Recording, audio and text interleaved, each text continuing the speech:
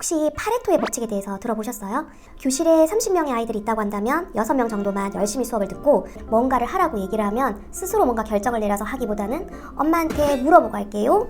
아마 아이들끼리 친밀도의 정도가 욕이 얼마나 더 많이 사용하는가. 오늘 방학특강으로 모신 분은 중고등 교육과정을 모두 겪은 22년차 베테랑 중등교사 배혜림 선생님입니다. 중학생 자녀를 둔 부모들은 이 중2병이라 불리는 격한 사춘기뿐만 아니라 참으로 많은 난관을 겪게 되는데요. 중학교 현장에서 어떤 일이 벌어지고 있는지 생생하게 1편에서 전해드리도록 하겠습니다. 안녕하세요. 저는 22년차 중등 국어교사 배혜림입니다. 반갑습니다. 북한군도 무서워하는 게 중2라고 하잖아요. 사춘기의 최절정일 때가 중학생 때예요. 중학교 선생님들도 매일 이 아이들을 어떻게 큰 사고 없이 잘 보낼 수 있나 걱정하고 아이들의 생활 지도에 최선을 다하고 있습니다. 네, 솔직히 말씀드리면 저희 교사들은 교실에서 1등부터 꼴등까지 아이들을 늘 보잖아요. 아마 어머니들께서는 우리 아이가 반듯하게 교실에 앉아서 선생님의 말씀을 잘 들을 거라고 생각하시겠지만 네, 현실은 전혀 그렇지 않습니다. 교실에서도 몇몇 소수의 아이들을 빼면은 대부분의 아이들은 열심히 공부하지 않습니다. 조금 더 현실적으로 말씀드리면 학교도 우리가 살고 있는 사회의 축소판이라고 보시면 될 것 같아요. 열심히 공부를 하는 아이들도 있고요. 그리고 전혀 공부하지 않고 떠들고 노는 아이들도 많습니다. 있는 듯 없는 듯 조용히 자신의 일을 하는 아이들도 있고요. 아이들과 사실 이야기를 나눠보면은 아이들은 공부라든지 자신의 미래에 대해서 그렇게 크게 별로 생각이 없어요. 그냥 엄마가 시키는 대로, 학교에서 시키는 대로 행동하는 경우가 훨씬 많습니다. 그래서 아이들에게 뭔가를 하라고 얘기를 하면 스스로 뭔가 결정을 내려서 하기보다는 엄마한테 물어보고 할게요 라고 이야기를 훨씬 더 많이 합니다. 스스로 뭔가를 선택하는 경우는 사실 거의 없어요. 사춘기를 격렬하게 겪어서 부모님과 사이가 별로 좋지 않은 아이라 하더라도 사실 실제로 우리가 현장에서 보면은 부모님께 의지하는 모습들을 많이 보입니다.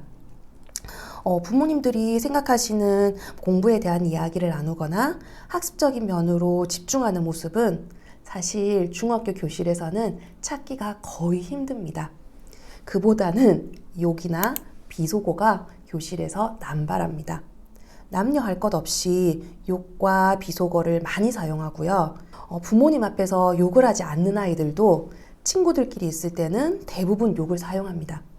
친할수록 욕을 더 많이 사용하고요.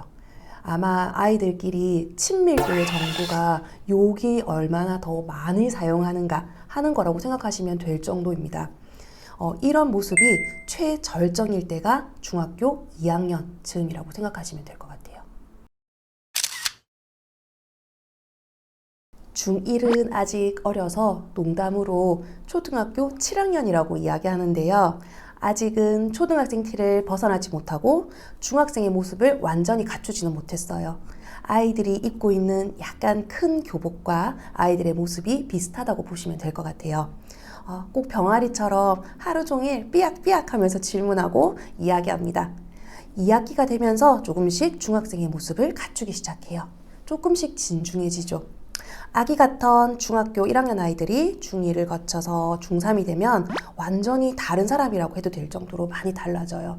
저는 사실 고등학교에 근무하면서 3년간 아이들의 모습이 크게 변하지 않는 모습을 보다가 중학교에 와서 되게 놀랐던 게 중1, 중2, 중3의 모습들이 굉장히 많이 달라지더라고요.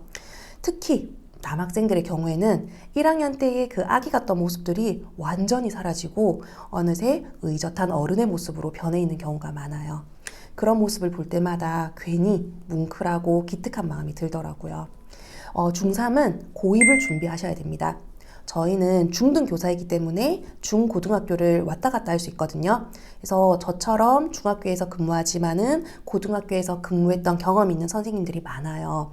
그 선생님들이 고등학교 이야기를 해주면 딴짓을 하던 아이들도 갑자기 귀를 쫑긋하면서 듣는 모습들을 보면 참 귀엽더라고요. 그래서 아이들도 공부를 잘하고 싶다는 마음을 갖고 있기 때문에 어떻게 하면 고등학생이 되어서 공부를 좀 더 잘할 수 있는지 질문을 하기도 하고요. 하지만 아직 행동으로 따라가지는 못합니다. 예, 아무래도 자신들이 이제는 거의 다 컸다고 생각하기 때문에 행동을 하거나 말을 할 때도 좀 더 어른스럽게 하려고 노력하는 모습들도 많이 보입니다. 그리고 생각보다 자신의 미래에 대해서 나름대로 고민들도 많이 하고요. 중학교 1학년 아이들이 마치 백지 같았다면 중학교 3학년 아이들은 이미 자신의 종이에 무언가 빽빽하게 담겨있는 자신만의 삶들이 그려져 있는 모습들이 많이 보입니다. 그래서 이제는 어떤 말을 어른들이 하더라도 아이들이 스스로 판단하고 그것이 자기가 생각하는 바와 맞거나 이제 도움이 된다고 생각하는 경우가 아니면은 행동이라든지 사고가 거의 바뀌지 않는다고 보시면 될 것 같아요. 예, 제가 중학교 3학년 담임을 하면서 늘 느끼는 것이 특목고 등의 어떤 특수한 학교들을 생각하셨던 분들은 어려서부터 그 로드맵에 따라서 쭉 공부를 해왔기 때문에 크게 문제가 없는데 그 외의 분들은 중학교 3학년이 되면서 고입에 대해서 생각하시면서 우왕좌왕하는 경우가 많다는 거예요. 중학교 3학년들의 경우 1학기에 학생들과 고등학교에 대해서 상담을 하고 2학기 초반에 또 상담하고 2학기 말에 또 상담하고 원서를 쓸 때 또 상담하면서 한 4번 이상 보통 상담을 하거든요. 그리고 부모님과도 상담을 하고요. 그런데 상담을 할 때마다 아이들도 마찬가지고 부모님들도 마찬가지고 다들 고등학교에 대해서 잘 모르고 어떤 선택을 해야 될지 갈팡질팡 하시더라고요. 저희 반 어머니 중에 한 분은 아이의 평생의 인생을 내가 지금 이 결정으로 책임을 져야 되는데 되게 좀 걱정이 되고 두렵다고 얘기를 하셨었거든요. 근데 너무 그런 것들을 그때 와서 고민을 하면 모르는 상태에서 고민을 하면 사실 고민하기가 좀 힘든 부분들이 많아서 중학교 3학년이 되기 전에 아이의 진로에 대해서 좀 더 진지하게 고민을 해보시고 이런 학교 정도쯤 가야 되겠다라고 몇 개의 고등학교들을 좀 점 찍어 두시면은 조금 더 수월하게 선택할 수 있지 않을까라고 생각을 합니다. 그리고 그 고등학교에 준비한다면은 내가 어떤 것들을 준비해야 될지들을 좀 생각하시면서 준비를 하시면 좋겠어요. 저희 학교에 특목고를 그러니까 사실 생각이 없었던 학생이 있었는데 원서를 쓸 때가 되니까 내가 성적이 되니까 한번 써볼까라고 생각한 아이가 있었거든요. 근데 그 아이가 미리 준비가 되어 있지 않아서 아이도 담임 선생님도 원서 준비할 때 굉장히 힘들게 준비를 했어요.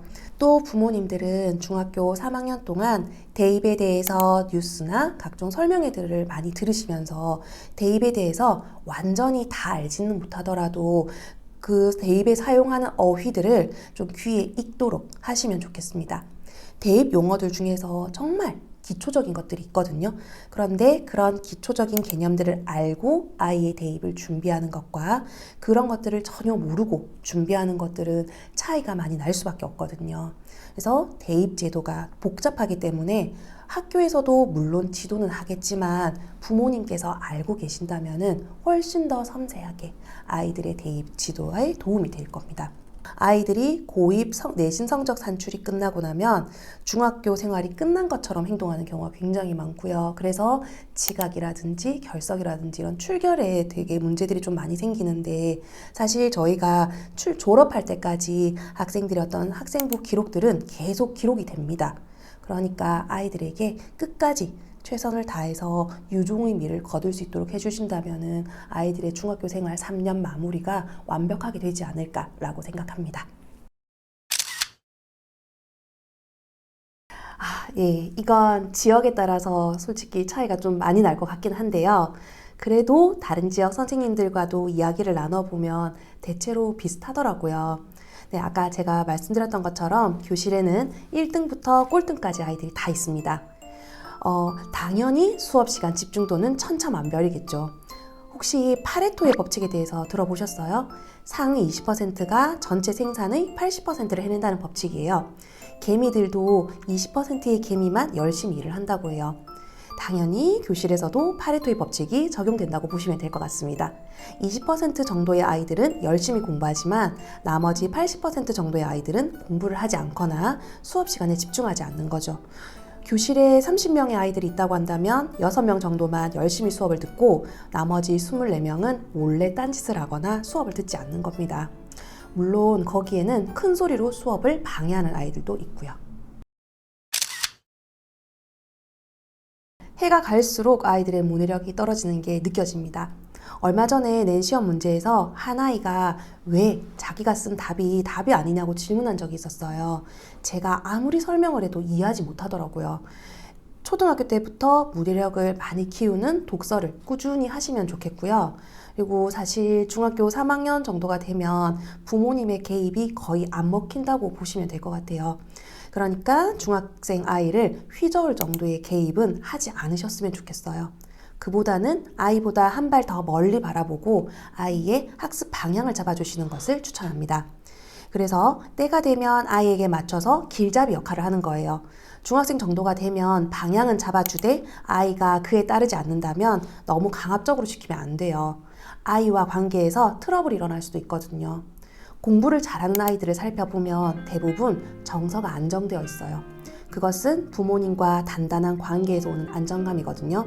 그러니 공부에 대한 엄마의 욕심은 워워 숨겨두시고 겉으로는 우아하고 아름다운 모습으로 아이에게 부드럽게 지지해주세요. 아이들도 사실 공부를 잘하고 싶은 욕심은 있는데 부모님이 이야기하시는 순간 욱해서 반대로 행동할 수 있거든요. 그렇게 지지해주시고 옆에서 곁에서 지켜만 봐주신다 하면 고등학교에 가서도 충분히 잘할 거라고 믿습니다.